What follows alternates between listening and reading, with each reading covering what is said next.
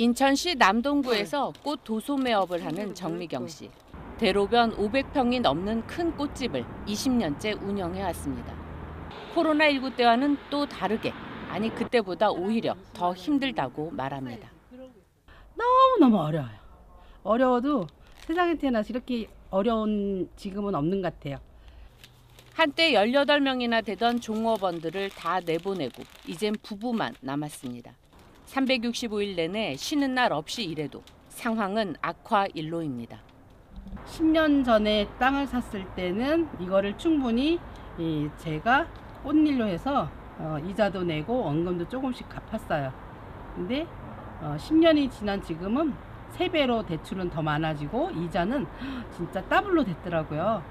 그래서 그 이자를 충당하기가 너무 힘들고 또 매장에 오는 손님이 저쪽은 80%는 줄은 것 같아요.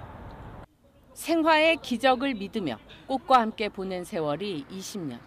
꽃 도소 매업의 위기는 다양한 방향에서 비롯됐다고 생각합니다. 상인들은 진짜 아침에 일찍 문 열고 저녁 늦게까지 있잖아요.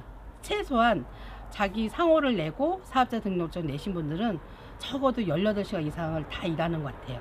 어떤 방법으로든. 자면서도 일하거든요. 근데 그들이 노력하지 않은 부분은 무엇이었을까? 이 문서적인 거, 인터넷의 기획적인 거, 정부의 좋은 뭐 이렇게 지원 사업 같은 거. 이 현장에 있는 사람 그거 딸 시간 없어요. 여성 소상공인 자영업협회 회장인 정연희 씨. 한때 카페를 열었다 폐업한 경험이 있습니다. 제가 커피숍을 했는데 제가 딱 하고 한 달을 줄 세워봤어요. 오픈발로. 진짜 줄을 한 300m까지 세워봤어요. 근데 6개월 안에 저 잘 된다는 얘기를 들어서 그런 건지 어떤 건지 그 온갖 유명한 프랜차이즈 딱 6개 들어오고 그리고 난 다음에 작은 소소한 거 한 100개 들어오더라고요. 그리고 난 다음에는 그 좁은 시장에서 나눠 먹으니까 결국은 못 버텨요. 실제로 2022년 인천 지역의 자영업자 폐업률이 전국에서 가장 높은 것으로 나타났습니다. 인천은 대부분 버는 건 서울에서 아니면 가까운 경기권에서 벌러 가세요. 그리고 오셔서 인천에서 주무시고 주말을 보내시고 또다시 일터로 나가는 이런 케이스가 많고 인천의 대부분의 그 자영업은 그 배드타운 형태를 벗어날 수가 없거든요. 그러다 보니까 일주일 중에 한 이틀 잘 되는 거예요. 5일은 안 돼요. 최근엔 걱정거리가 하나 더 생겼습니다. 다방을 운영하는 여성 2명을 잇따라 살해하고 금품을 훔쳐 달아난 혐의를 받는 피의자 이영복의 신상이 공개됐습니다. 이 씨는 지난해 12월 30일과 이달 5일 경기 고양시와 양주시에서 다방업주 60대 여성 2명을 잇따라 살해하고 금품을 훔쳐 달아난 혐의로 구속됐습니다. 늦은 밤까지 혼자 일하는 여성 자영업자들에게 이 뉴스는 남의 얘기가 아닙니다. 1인 자영업자, 특히 또 여성 자영업자 이런 데가 있는 곳에는 안심콜 서비스를 자치경찰이나 지구대나 이런 데하고 다이렉트로 연결될 수 있는 콜 서비스를 하나 마련해 주십사는 게 저희의 아주 소원이다시피 합니다.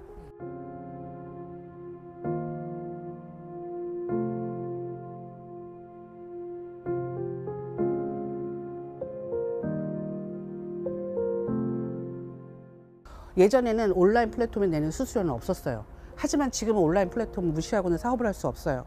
그러면 수수료 부분이 좀 더 생겼고 고금리가 제일 문제예요. 저희 자영업자들 보면 대부분 2억 정도를 썼다라고 중기부 발표가 있어요.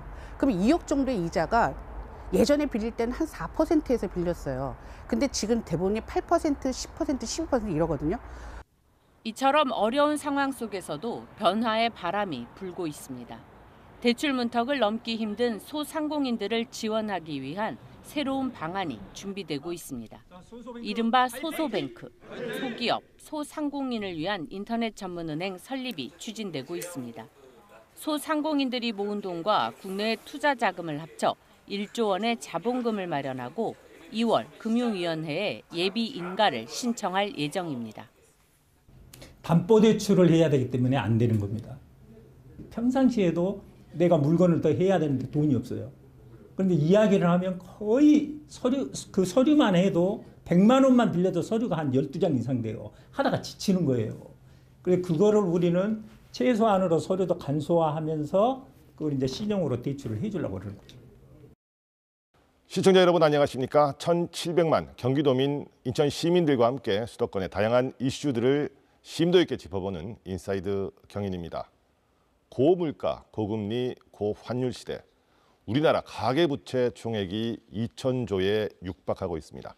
많은 전문가들은 그 어마어마한 부채의 양뿐 아니라 그 부채의 내용을 더 걱정해야 한다, 이렇게 입을 모으고 있습니다. 특히 이 중에서도 1,000조가 넘는 자영업자의 부채 문제가 매우 심각한 상황입니다. 경기에 민감한 자영업 특성 때문에 이에 대한 대책 마련이 쉽지 않은 것도 현실입니다. 코로나 위기를 벗어났지만 기대했던 매출 회복세는 나타나지 않고, 그러다 보니까 이자 연체율이 오르는 등 자영업 위기에 대한 경고의 목소리가 커지고 있습니다. 다양한 지원책에도 불구하고 침체의 늪을 벗어나지 못하고 있는 자영업자들이 말 그대로 벼랑 끝으로 몰리고 있습니다. 오늘 인사이드 경인에서는요, 자영업자들의 현 주소를 진단하고 이에 대한 해법을 모색하는 시간 마련했습니다. 함께 말씀 나눠주실 세 분 모셨습니다. 먼저 이성원 한국 중소상인 자영업자 총연합회 사무총장 나오셨습니다. 안녕하십니까? 안녕하십니까? 자, 그리고 정연희 여성 소상공 자영업협회장 나오셨습니다. 안녕하세요. 네, 안녕하십니까? 자, 참여연대 민생희망본부 김남주 변호사 나오셨습니다. 안녕하십니까? 네, 안녕하세요. 자, 정연희 회장님. 네. 앞서 우리 영상에서도 봤는데 자영업자분들이 태어나서 이렇게 힘든 건 처음이다, 이런 말씀들을 하시거든요. 네. 실제 현장에서는 어떤 부분에 대해서 어려움들을 많이 토로하십니까? 지금 뭐 예전에 자영업자들이 느꼈던 그런 어려움이 아니라 사실은 거의 복합적인 어려움이다, 이렇게 총체적으로 얘기할 수 있을 것 같은데, 고금리, 그다음에 고물가, 내수 소비의 부진, 요 세 개를 묶어서 저희들끼리는 삼중고를 겪고 있다, 이렇게 얘기하고 있거든요. 대출 금리가 지금 3년 전보다도 한 그 2배에서 3배 정도 올라서 40만 원 내던 사람이 뭐 150만 원을 내야 될 정도로 대출 이자가 높아졌고, 그 모든 식재료나 모든 음식이나 이런 데 들어가는 소금이나 설탕이 16% 이상씩 다 올랐어요. 계란값도 19%나 오르다 보니까 그 물가의 원재료 값이 상승을 했거든요. 그래서 가격을 조금 올리면 고객님들이 또 비싸다고 또 하시기 때문에 또 매출이 또 안 오르고, 그러다 보니 세 가지가 한꺼번에 겹쳐져서 오니까 고정비 지출은 늘고 매출은 떨어지고, 이래서 더 어렵다, 이런 얘기를 하고 있습니다. 네. 자, 이성원 사무총장님, 2년 전에 우리 총장님과 또 김남주 변호사 한번 나오셨는데 그때는 코로나19라는 특수한 상황이었고요. 자, 지금은 이제 코로나도 끝났는데 자영업자 수 또 매출 관련해서 이게 어떤 통계적으로도 어떤 심각성들이 좀 나타나고 있습니까? 어떻습니까, 총장님? 일단 가장 공신력 있는 통계청 자료를 봤을 때 아이러니하게도 자영업자 수는 늘어나고 있습니다. 실제 코로나 기간에도 다들 단 한 번도 경험하지 못한 고통을 겪고 폐업을 고민했지만 실제 자영업자 수는 그렇게 늘진 않았거든요.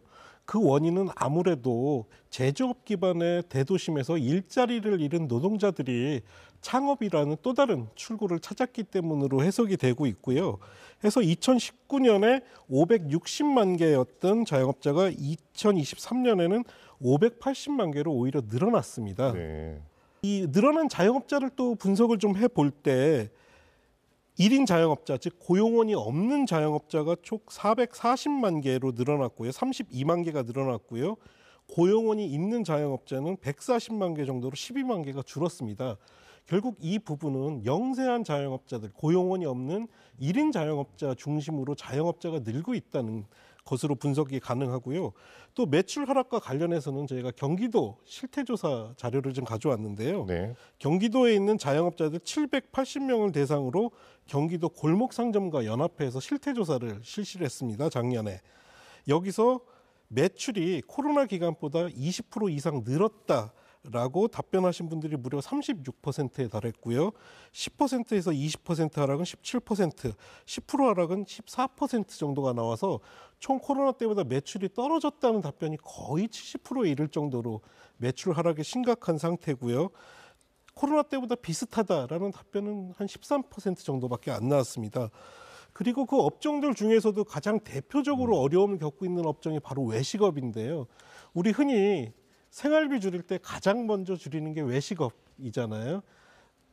밖에 나가서 음식을 사 먹는다든가 혹은 배달시켜 먹는다든가 이런 비용들을 줄이면서 사실 외식업들이 가장 큰 어려움을 겪고 있고, 반면에 직접 식재료를 사서 요리를 해서 먹는 게 늘다 보니까 소매업은 좀 늘기도 했고, 단지 여기서 저희가 착시가 하나가 있는데, 물가가 올랐기 때문에 소매업의 매출이 늘었다고 그래서 이것이 소매업이 다 장사가 잘 되고 있다고만은 볼 수는 없을 것 같습니다. 그렇군요. 뭐 저희 앞서도 이제 얘기를 했습니다만은 이 부채 규모가, 특히 소상공인 대출 규모가 1,000조를 넘었다면 뭐 좀 어마어마한 규모 아닙니까?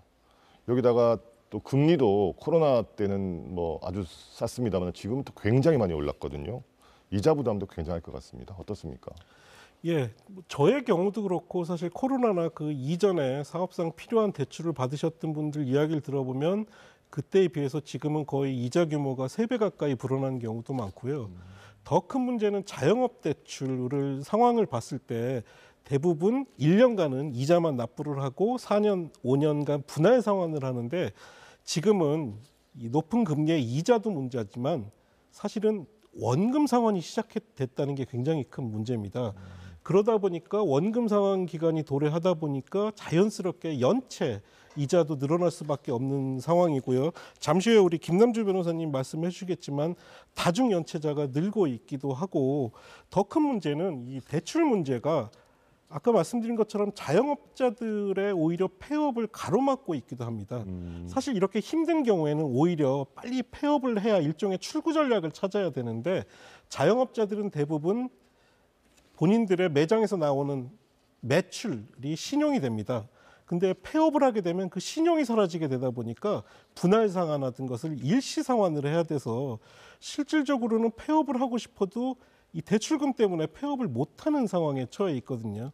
그래서 통계로는 드러나지는 않지만 실질적으로 매장 운영을 위해서 폐업 상태나 다름없는 매장도 많을 것 같고요. 또 지금의 상황에 출구 전략이 없는, 쉽게 말씀드리면 내가 대출금 부담을 만약에 여기서 덜어내더라도 그 이후에 어떻게 먹고 살 것인지, 이 문제에 대한 해답이 없기 때문에 지금은 추가 대출을 통해서 버티는 것이 답이다라고 많은 자영업자들이 생각하고 있는 것 같습니다.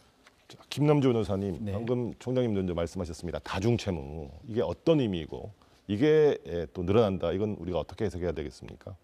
네, 다중채무라는 거는 한 채무자가 3개 금융기관 이상에서 빚을 지고 있는 상태를 말하는데요. 지금 현실은 178만 명이 다중채무자고요. 전체 그 자영업자 가운데. 중에서 네네. 이분들이 대출금을 갖고 있는 총액이 744조 원이나 됩니다. 그러니까 자영업자 부채가 한 1,000조가 조금 넘는데 이 중에서 거의 74% 정도 되는 금액이 지금 다중채무자의 빚입니다. 근데 이 원인은 뭐 다양한 원인이 있을 수 있겠지만 아마도 부채 변제가 힘드니까 다른 금융기관에서 돈을 빌려다가 그 앞에 있는 빚을 갚는, 이런 쉽게 말해서 돌려막기 하는 상황이 벌어지고 있다, 이렇게 보입니다. 이게 최근에 좀 더 이렇게 급증하고 있는 원인, 이거는 어디서 찾아야 될 것 같습니까? 통계를 보면은 코로나 시기에 이 다중채무자 증가율이 한 10% 이상 증가를 했거든요. 연간 10% 이상 증가를 한 걸 봐서는 첫 번째 원인은 아마 코로나 시기에 어려웠던 그런 후유증이 첫 번째인 것 같고요. 두 번째는 매출이 줄었습니다. 그러니까 매출이 없다 보니까 빚 갚을 돈도 없고 다른 금융기관에서 돈을 끌어다 갚게 되는 것이고요. 또 매출이 낮다 보니까 힘든데 이자율도 올랐잖아요. 그런 이자율 상승도 원인이 되는 것 같습니다. 네. 자, 총장님, 뭐 이게 좀 타게 되려 그러면 뭐 여러 가지 지원도 중요하겠습니다만 무엇보다도 좀 이렇게 장사가 잘 돼야 되지 않겠습니까? 그러려면 이제 소비자들이 지갑을 좀 많이 열어야 되는데 이게 좀 쉽지 않은 상황이죠. 어떻습니까? 지금 가장 심각한 문제가 바로 지금 진행자님께서 말씀해 주신 내용인데요. 지금의 경제 위기 상황이 자영업자들만 겪고 있는 것이 아니라는 게 굉장히 심각한 상황입니다. 한마디로 전 국민 빚더미 시대에 앉아 있기 때문에 소비자들도 지금 소비를 할 여력이 없다는 겁니다. 고물가, 고금리 때문에. 그래서 코로나 때보다 더 어렵다? 얼핏 이해가 안 되실 수도 있지만 코로나 때는 돈 쓸 곳이 없는 곳의 문제였습니다. 사회적 거리두기 때문에 사람들이 모이는 것을 국가에서 정책적으로 좀 견제를 했던 부분이 있는 거죠. 근데 지금의 문제는 쓸 돈이 없는 문제인 겁니다. 그러다 보니까 당연히 매출이 하락할 수밖에 없는 상황이고 자영업자 입장에서는 부채 문제나 여러 가지 고물가 또 여러 공과금이라든가 나가야 될 돈은 많은데 들어오는 수익이 축소가 되다 보니까 정말 이중고를 겪고 있고 어떤 뚜렷한 해결책도 찾기 어려운 것이 현재 현실입니다. 자, 김현주 변호사님, 네. 우리 총장님도 앞서 언급했는데 이게 이제 이자와 함께 원금을 갚기 시작하는 게 더 큰 문제라고 말씀하셨거든요. 그래서 정부도 이제 수차례 대출 원금을 연기하는 정책들을 시행해 왔는데 지금도 지금 상황이 이 원금 상환이 유예되고 있는 상황입니까? 어떤 상황인가요? 네, 지금 유예되고 있는 상황이고요. 그 정부는 코로나 시기가 시작되자마자 2020년 4월부터 원리금 상환 유예, 만기 연장 이 조치를 해왔고 5차례 이 조치를 연장했습니다. 그래서 지금 만기 연장은 25년 9월까지 연장이 되는 상태고 그다음에 원리금 상환 유예는 28년 9월까지 연장이 돼 있는 상태입니다. 일단 좀 여유는 갖게는 해놨네요. 네네. 근데 신규로 이제 연장하는 조치는 작년 9월에 마감이 됐고 그때 이제 연장하겠다고 하신 분들은 28년 9월까지 나눠서 갚을 수 있도록 해놨는데 이게 이제 규모 면에서 보면은 만기 연장이 34만 명이 대상이 됐고요. 그다음에 원리금 상환 유예가 11,000명 이렇게 됐습니다. 근데 이분들이 혜택받는 금액이 그 채무액이 76조 원 규모입니다. 그래서 지금 자영업자 대출 규모가 1천조 원이라고 한다면 한 7% 조금 넘는 그 정도밖에 안 돼서 아직 많이 부족하다 이렇게 볼 수 있고요. 그것에 더해서 정부는 새출발 기금이라고 이제 윤석열 정부 출범 이후에 그 채무 조정 프로그램을 실시했는데요. 근데 이게 생각보다 지금 실적이 저조합니다. 7.4조 원 정도가 실적인데요. 원래 그 규모는 목표는 30조 원을 목표로 했는데 아직 1년 이상 지났음에도 불구하고 아주 많이 미달돼 있다 이런 상태입니다. 알겠습니다. 자, 정현희 회장님, 네. 이게 뭐 전국적으로 다 어렵겠습니다만은 특별히 지역별로 자영업자가 가장 좀 힘든 지역 어느 지역입니까? 그렇게 따진다고 보면은 인천이라고 봐야 될 것 같아요. 21년도 그 국세 통계 자료가 나왔는데 국세청에서 나왔거든요. 얼마 전에 발표를 했는데 그 폐업률을 이제 보고 자영업자가 힘들었다 이렇게 이제 볼 수 있거든요. 폐업률. 그렇죠. 네네. 근데 그 폐업률 1위가 인천시였어요. 저희가 생각할 때 인천시가 굳이 이렇게 폐업을 많이 해야 됐을까라고 생각이 드는데 그래서 여러 가지 지역적 특성도 있긴 하겠지만 지금 비율로 보면 그 전체에서 한 21%가 폐업을 했거든요. 네. 경기도 자영업자 수가 180만인데 그 사람들보다도 더 훨씬 적은 8배 적은 인천 자영업 시장에서 폐업률 1위를 했다는 건 인천의 자영업 시장이나 소상공인 업계가 상당히 힘들다라고 봐야 된다고 봅니다. 다 힘들지만 특히 인천이 가장 그렇죠. 힘들다. 네. 자, 그러면 인천의 자영업 이 폐업률이 가장 높은 이유 네. 회장님은 어떻게 분석하십니까? 그 아주 고질적인 문제라고도 볼 수 있는데 인천시가 갖고 있는 도시적 특성이 배드타운이라고 볼 수 있어요. 그 실질적으로 부평 삼산동에서 서울시 화곡동까지 가는데 15분밖에 걸리지 않습니다. 차로. 그러면 인천시하고 서울시로 출퇴근하는 사람의 숫자가 훨씬 많고 경기도로도 출퇴근하시는 분들도 많거든요. 그럼 결국은 인천에서 거주하시거나 주거하시는 분이 많은 거지 그 직장을 다니시면서 생산적인 활동을 하시는 분의 숫자는 상대적으로 작다 이렇게 봐야 되거든요. 그렇군요. 자, 이성원 총장님, 방금 이제 정현희 회장께서도 인천 사례를 들면서 이게 좀 이 서울과 가까워서 그런 특성이 있고 또 역외 소비를 많이 하다 보니까 그런 특성이 있다고 말을 했습니다. 자, 그래서 이 역외 소비 방지를 위해서 저희가 도입한 게 사실은 지역화폐 아니었습니까? 자, 지역화폐 코로나 때는 상당히 그 활성화됐었는데 요즘은 좀 상황이 어떻습니까? 예산 자체가 좀 줄어들었습니다. 2020년도에 6,689억, 2021년도에 1조 2,522억으로 정점을 찍었다가 2022년도에 6천억, 그 2023년도에 3,500억 정도가 편성이 됐었는데요. 사실 현 정부에서 올해 지역화폐 예산 전액 삭감 예고를 해서 저희가 좀 우려가 있었습니다. 하지만 다행히 국회에서 합의가 돼서 3천억 정도가 예산이 통과되긴 했는데 아무래도 예산이 줄어들다 보면 발행량 자체가 줄어들거나 혹은 소비자들의 인센티브가 줄어들기 때문에 그만큼 소비자들이 지역화폐 활용도가 낮아질 수밖에 없는 상황이고요. 대신 현 정부에서는 지역화폐 대신 기존의 온누리 상품권을 확대하겠다는 방침을 계속 밝혀왔고 실제 예산도 늘리긴 했는데 다만 온누리 상품권은 아직까지는 전통시장 중심으로 쓰이고 있기 때문에 골목시장 전반에 쓰일 수 있도록 그 사용 범위를 넓히는 게 필요하고요. 다만 온누리 상품권은 지금 말씀하신 대로 역외 소비 방지 효과는 떨어지는 편입니다. 그래서 지역화폐 예산은 좀 하반기에라도 추경을 통해서라도 더 좀 늘려주셨으면 하는 게 전국의 자영업자들의 바람입니다. 네, 정현희 회장님, 네. 인천에서도 지역화폐 쓸 거 아닙니까? 그럼요. 여기에 대해서 상인들은 어떤 반응을 좀 보이고 계세요? 예전에 처음에 지역화폐가 도입됐을 당시에는 그 캐시백이라고 하죠. 소위 고객님들한테도 드리고 포인트 형식으로 저희 자영업자들한테도 주기 때문에 상당히 매출에도 그렇고 그 소비 진작에도 도움이 됐었습니다. 근데 최근에 이제 예산이 줄면서 캐시백의 퍼센테이지가 줄었거든요. 10%에서 이제 5%로 줄게 됐는데 그리고 이제 그 지원액에 그 금액이 작아지다 보니까 어느 정도 되면 벌써 예산이 소진돼서 이음카드를 쓰시는 혜택을 많이 못 누리게 되는 거예요. 그러다 보니까 이제 그 소상공인 입장에서는 한번 오셔서 써주셔야 될 것들을 못 쓰시고 또 서울에서 그 예전 같은 때 이음을 쓰실 때는 서울에서 살 것도 인천에 와서 사셨거든요. 그래야 자기한테 캐시백이 돌아오니까. 근데 지금은 그렇지 않으세요. 그러다 보니까 지역화폐가 저희한테는 상당히 도움이 됐던 것인데 최근에 그 혜택을 조금 못 누리니까 있던 혜택이 없어지니까 상대적으로 아 이건 안 좋다 이렇게 생각을 하고 있습니다. 그렇군요.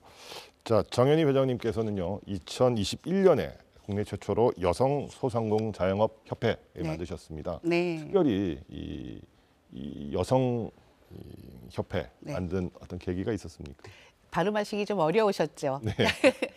여성 소상공 자영업 협회입니다. 사실 여성 소상공인들하고 자영업자들이 다 같이 모여서 만든 사단법인이에요. 근데 이걸 만들게 된 것은 실질적으로 전체 소상공인을 업계에서 720만을 보고 있습니다, 현재. 근데 여성 소상공인의 비율이 43.6%예요. 결국 거의 절반이 여성 소상공 자영업자다 이렇게 볼 수 있거든요. 근데 이 여성 소상공인들은 상대적으로 남성 소상공인들에 비해서 조금 더 어렵습니다. 어떤 부분이 어렵냐 하면 여자이기 때문에 생계를 하면서 가정을 돌봐야 되는 거거든요. 실질적으로 직장에 다니시는 분들은 8시간 정도, 9시간 정도만 일하시면 돼요. 근데 여성 소상공인들은 16시간, 14시간을 일해야 됩니다. 그리고 가정도 돌봐야 되고 사실 여자가 자영업자를 한다는 거는 생계를 책임지는 경우가 상당수예요. 자기 개발 때문에 하지는 않거든요. 그런 면에서 여러 가지 그 취약점을 갖고 있는데 이거에 대한 권리는 상대적으로 배제되어 있습니다. 그래서 이런 부분에 대해서 조금 더 관심을 가져주십사라는 목소리를 내기 위해서 저희들이 만들었습니다. 그렇군요. 뭐 최근에 또 뭐 이 경기도 쪽에서 네. 혼자 이 자영업 하시는 여성분들이 또 뭐 끔찍한 일을 당하기도 하고. 네, 맞습니다. 이제 어쨌든 그렇다고 뭐 종업원들 인건비 비싼데 쓸 수도 없고 혼자서 일하시는 경우가 많지 않습니까? 그러다 보니까 특히 여성 자영업자 같은 경우는 신변 안전에 대한 뭐 이런 위협들, 불안들도 많을 것 같습니다. 현장에서도 그런 목소리들이 꽤 나오죠. 어떻습니까? 많습니다. 예전에는 사실 10시 이후에 심야 시간대에 그 영업을 하시는 여성 소상공인들에 대한 우려나 그 폭력에 대한 위험의 노출에 대한 부분이 많이 얘기가 됐었어요. 근데 최근에는 굳이 심야라고 따질 게 없습니다.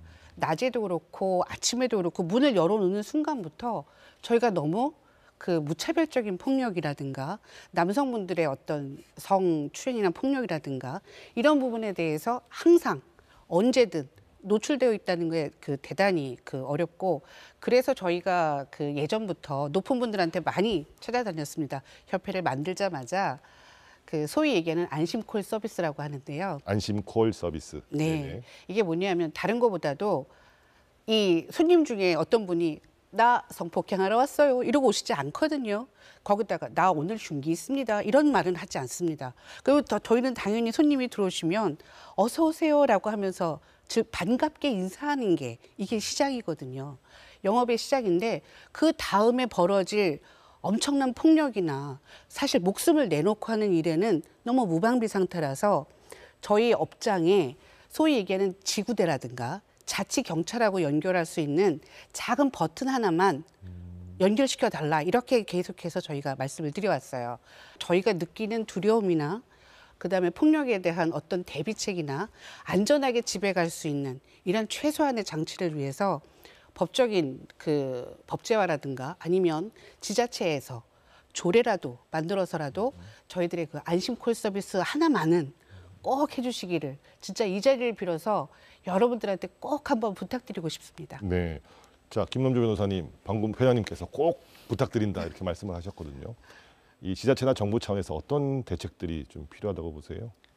우선은 지금 사태를 발생된 걸 보면 그 이후 대처, 수사나 기소, 처벌은 신속하고 단호하게 진행되는 것 같습니다. 근데 사전 예방 부분이 조금 부족한 것 같거든요. 그래서 사전 예방은 뭐 업주분들도 CCTV라든가 뭐 시건 장치라든가 뭐 호신 연고라든가 다 준비를 하시겠지만 공공에서도 좀 대책을 세워 주셔야 되는데 아까 말씀하신 것처럼 그 안심콜이라든가 경찰력이 신속하게 출동할 수 있도록 하는 그런 통신 장치 그리고 뭐 한 라인 이런 것들이 좀 구축될 필요가 있다. 그리고 경찰력이 민생 치안에 더 중점을 둘 필요가 있다. 이런 정책 방향 전환 이런 것들이 필요하겠습니다.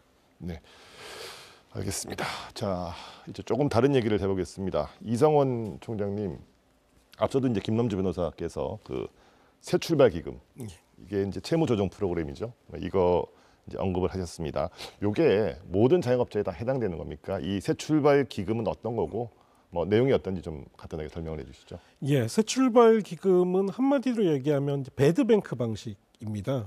배드뱅크 방식이라고 하면 은행이라 하면 사실은 수익성을 담보로 한 사업이어야 되는데 오히려 그 손해를 보는 것을 감수하는 그런 방식이라고 할 수 있고요. 새 출발 기금은 한마디로 정부에서 자영업자들의 부채의 일부를 탕감해 주거나 낮은 이자로 갈아타게 해줄 수 있는 금융 프로그램입니다.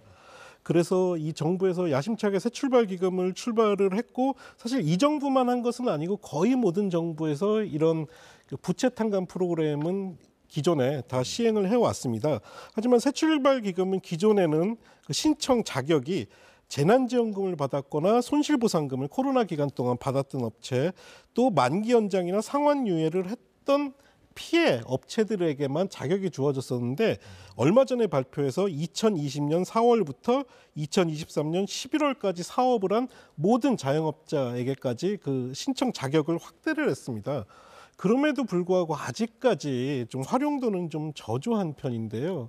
그 이유를 좀 살펴보면 이런 새 출발 기금이나 부채 탕감 이 프로그램에 있어서 항상 뒤따라오는 것이 도덕적 해이를 좀 막기 위해서 일종의 페널티를 줍니다. 그 페널티는 바로 신용도 페널티입니다.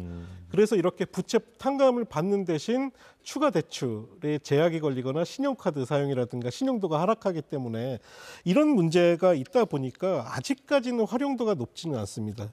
현재가 거의 신용사회이기도 하고 자영업자 입장에서는 마땅히 출구 전략이 없는 상황에서 내가 버틸 수 있는 만큼은 버티겠다.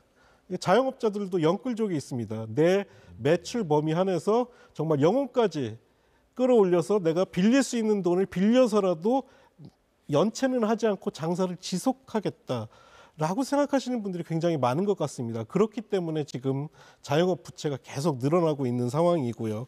그래서 새출발 기금의 활용도를 좀 높이기 위해 지속적으로 이 코로나나 경제 위기라는 특수 상황이 있기 때문에 이 신용 페널티를 좀 약화시켜 주시거나 면제시켜 주시는 것이 좀 어떻겠느냐라는 요구 사항이 있어서 이 부분에 있어서 정부에서 좀 전향적 판단을 좀 내려주시기를 당부드리겠습니다. 그렇군요. 자, 2023년 그러니까 지난해 4월 말 기준 이 채무조정 신청자가 2만 3천여 명, 예. 상당히 좀 적긴 합니다. 맞습니다. 자, 회장님, 네.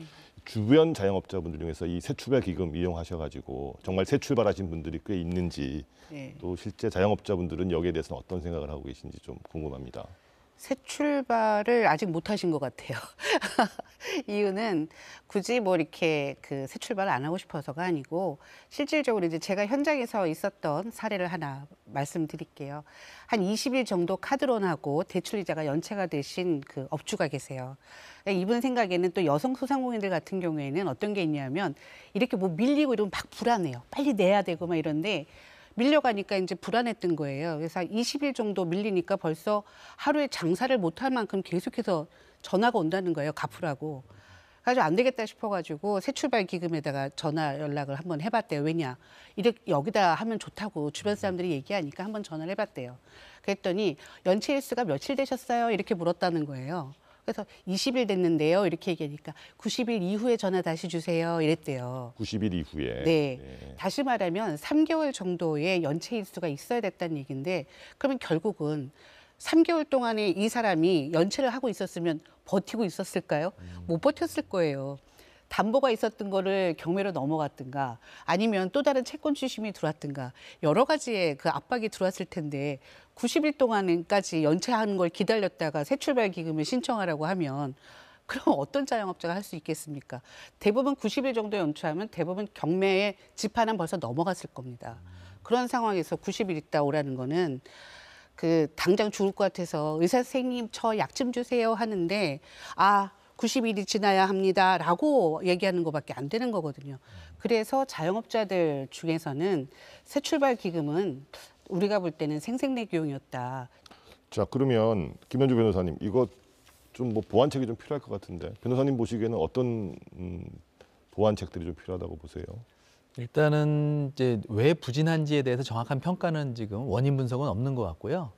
정부가 대책을 내놨는데 올해 1월부터 코로나 피해자인 경우에만 신청을 할 수 있었는데 그걸 요건을 완화해서 그 사업 코로나 시기에 사업을 했으면 가능하다 이렇게 완화를 했습니다.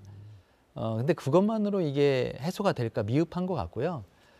이게 면제를 받으려면 면제도 이제 해주는데 면제를 받으려면 아까 말씀하신 것처럼 3개월 이상 연체를 해야 됩니다. 근데 3개월 연체하고 또 그것만 있는 게 아니고 빚을 갚을 수 있는 변제 능력도 또 있어야 됩니다. 그러니까 3개월 연체했는데 사업을 계속하거나 수입이 있어야 되는데 그걸 충족할 수 있는 사람이 되게 부족한 거죠. 그래서 프로그램 자체 요건이 좀 맞지 않는다. 이 부분이 좀 개선될 필요가 있는 것 같고요.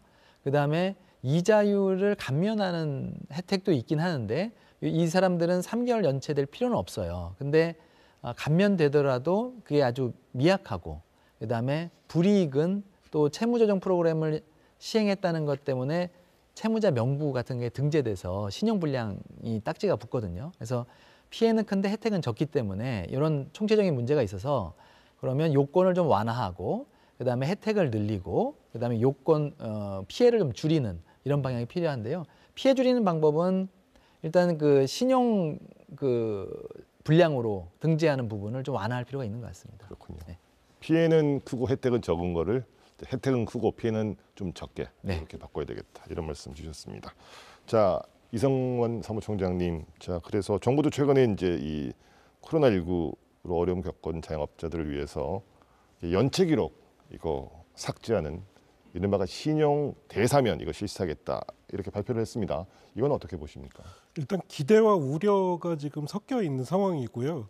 사실 이런 말씀 드리면서 좀 죄송스러운 부분도 있습니다. 왜냐하면 방금 전에 새출발 기금 활용할 때 신용 페널티를 좀 줄여달라라고 요청을 드렸는데 이번에 정부에서 내놓은 것이 바로 신용 대사면이거든요.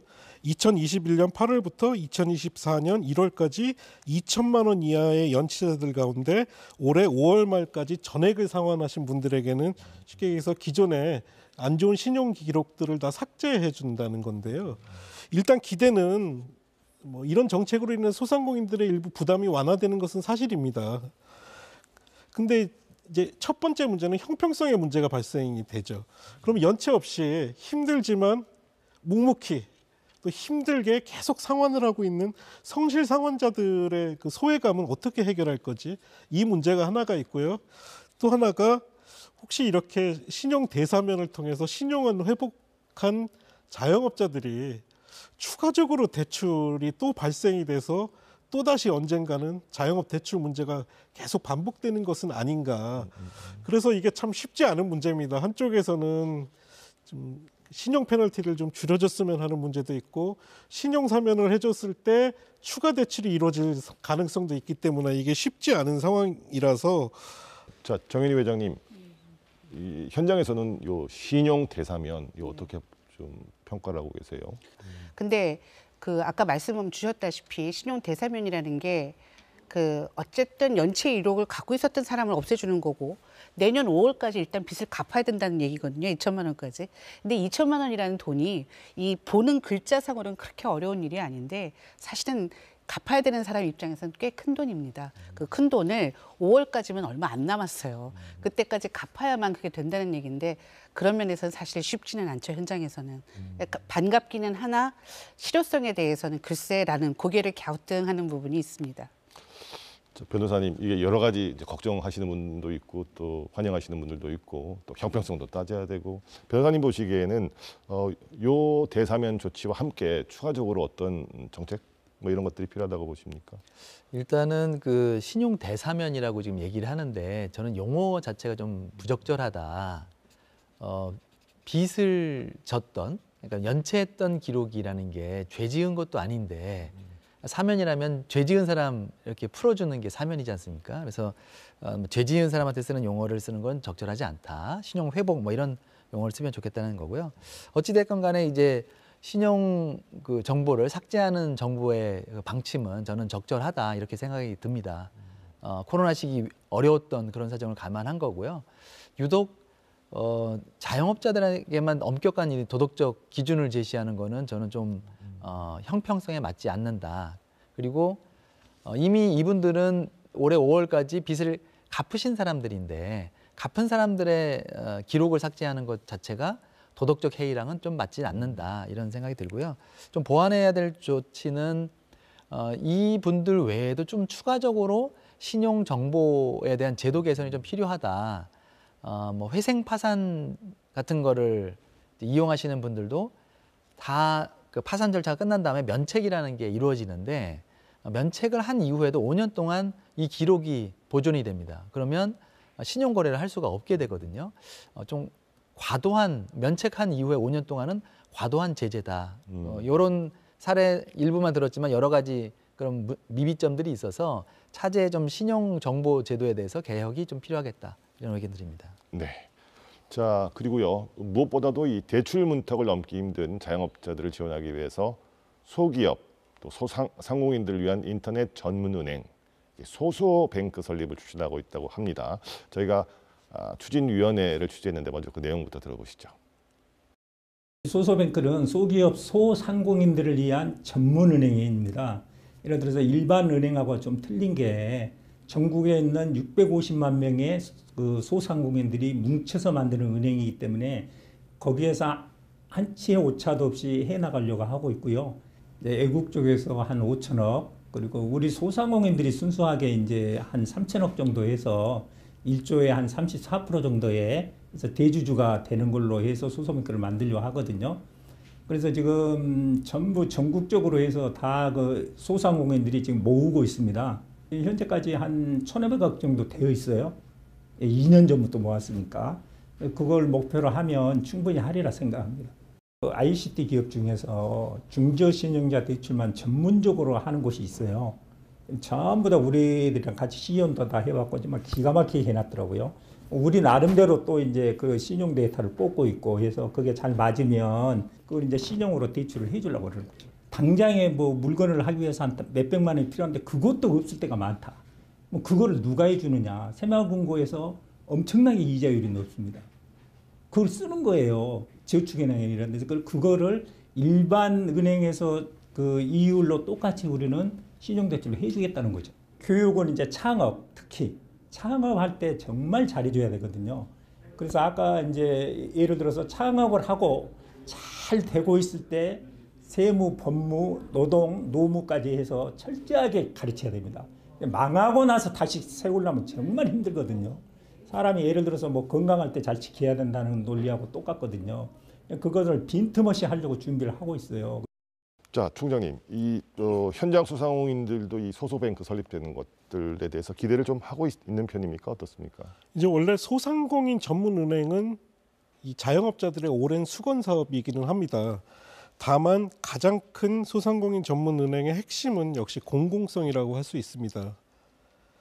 과연 소상공인을 대상으로 얼마나 저리로 긴급한 금융 문제를 해결해 줄 것인가, 이런 것들을 어떻게 담보할 것인가가 핵심 관건인 것 같은데요. 그래서 어찌 됐든 향후에 이 소소뱅크뿐만 아니라 소상공인 전문은행 혹은 소상공인들을 위해서 앞으로 또 언제 닥칠지 모르는 이런 팬데믹이나 경제 위기 상황에서 보다 좀 금융 상품의 문턱을 낮출 수 있는 전문 금융기관은 반드시 필요한 것은 사실입니다. 그렇군요. 자, 김남주 변호사님, 참여연대에서 활동하고 계십니다. 네. 2달 전에 지난해 11월에 그 중소상인 권리보장 입법 촉구 결의대회 이걸 여셨다고 제가 들었습니다. 어떤 입법들을 촉구하고 계신 건가요? 그러니까 정기국회에서 중소상공인들이 보호받기 위한 그런 입법들을 요청하는 건데요. 첫 번째는 이제 온라인 플랫폼 거래가 이제 보편화됐지 않습니까? 뭐 배달 앱으로 음식을 우리가 주문하고 팔고 있는데 수수료라든가 광고비가 너무 비싸고 또는 불공정하고 갑질이 있고 하기 때문에 온라인 플랫폼 공정화에 관한 법률 등을 이제 입법하자는 그런 촉구를 하는 것이 첫 번째였고요. 두 번째로는 뭐 치킨집이라든가 이런 가맹 사업자들이 있는데요.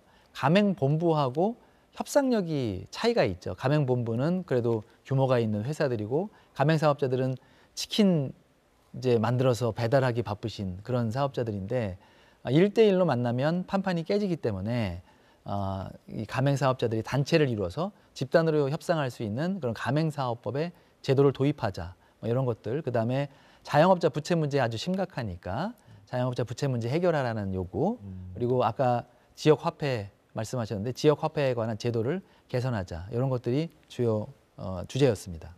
그 부채 탕감 대책에 앞서 말씀하신 여러 가지 것들이 좀 포함되어 있다고 봐야 되겠군요. 네, 그렇습니다. 지금은 네. 그 어떻게 계류 중인가요? 아니면 대부분 민생 입법들이 지금 통과되진 못하고 여야가 민생에 집중하기보다는 좀 정쟁을 하고 있어서 평행선을 이루고 있고 일부 법들은 민주당에서 추진을 하고 있지만 여당에서 동조하지 않기 때문에 소위나 그 상임위원회 단독 처리 등 정도만 가 있는 상태고 아직 본회의 통과까지는 좀 거리가 먼 상태입니다. 알겠습니다. 자, 총장님, 지금 뭐 여러 가지 참여연대 입장에서도 여러 가지 입법 활동들을 하고 있다고 말씀을 하셨는데 이 가운데 가장 우선적으로 좀 해야 될 것 하나만 다 꼽으라면 어떤 것들이 있겠습니까? 그 방금 전에 말씀해주신 그 자영업 대회를 실질적으로 참여했던 게 바로 저하고 정현희 회장님도 참여자였었는데요.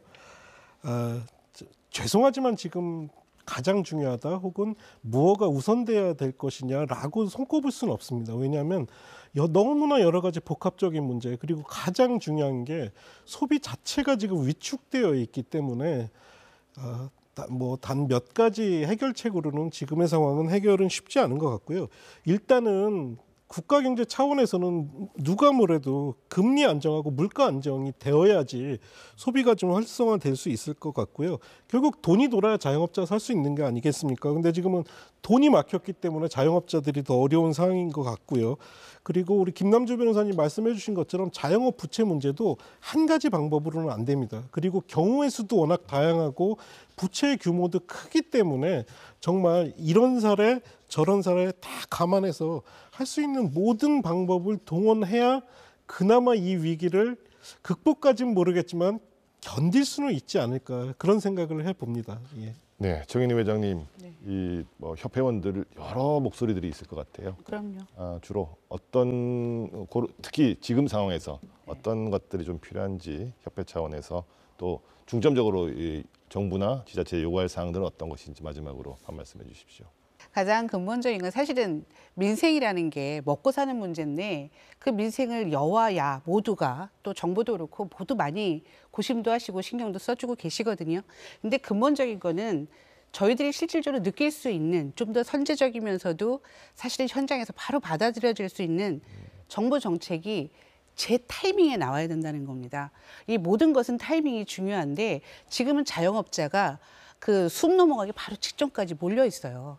이런 부분에서는 민생을 위한 또 하나 저희들이 그 안전하게 목숨을 담보하지 않고도 최소한의 가족과 생계를 이어갈 수 있는 그 기반 조성과 또 하나는 소비 진작이 이루어질 수 있도록 여러 가지의 정책을 그 여러 부처가 모여서 다각적으로 검토해 주셨으면 하는 바람입니다. 네.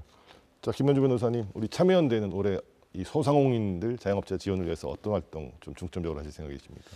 저는 일단 재정이 좀 지출이 돼서 그게 매출의 마중물이 돼야 된다 이런 의견을 좀 드리고요. 왜냐하면 지금 소상공인 자영업자들도 빚이 많고 가게에도 빚이 많습니다. 그러니까 소비할 여력이 부족한데 그나마 정부는 GDP 대비 한 50% 수준으로 OECD에서 양호한 수준이거든요. 그러면 정부가 조금 힘들지만 그래도 좀 힘을 내서 재정 지출을 늘려주실 것을 좀 바라고요. 그와 반대로 이제 고자산가나 고수익자들에게는 세금을 좀 깎아주고 있는데 그런 정책은 좀 뒤에 해도 늦지 않고 좀 어려운 때 세금을 좀 더 걷어서 아니면 지금처럼 있는 제도를 유지해서 재정 지출을 확대해 줬으면 하는 게 하나 바람이고 두 번째 자영업자들 사회 안전망이 너무 부족합니다. 이 사회 안전망 관해서도 다쳤을 때 보조해 주는 거라든가 아니면 폐업했을 때 보조해 주는 그런 게 없어요. 산재보험이라든가 이런 것들이 없지 않습니까? 그래서 자영업자들을 위한 사회보험 제도가 시급히 좀 도입돼야 될 필요가 있다. 이런 활동을 하도록 하겠습니다. 네. 코로나19의 긴 터널을 겨우 빠져나왔지만 자영업자들은 당시 큰 타격을 입은 매출이 온전히 회복되지 못한 채 이제는 빚의 굴레에 갇혀서 힘겨운 나날들을 보내고 있습니다. 생계비는커녕 이자 감당도 힘든 시간이 길어질수록 자영업자들은 한계 상황으로 내몰릴 수밖에 없고 이게 장기화되면 결국 경제적, 사회적 위기로 번질 수밖에 없겠죠. 지금이야말로 자영업자들이 믿고 따를 수 있는 실효성 있는 정부 정책과 사회 안전망 구축이 그 어느 때보다 절실한 때인 것 같습니다. 오늘 인사이드 경위는 여기서 마무리하겠습니다. 시청해주신 여러분 고맙습니다.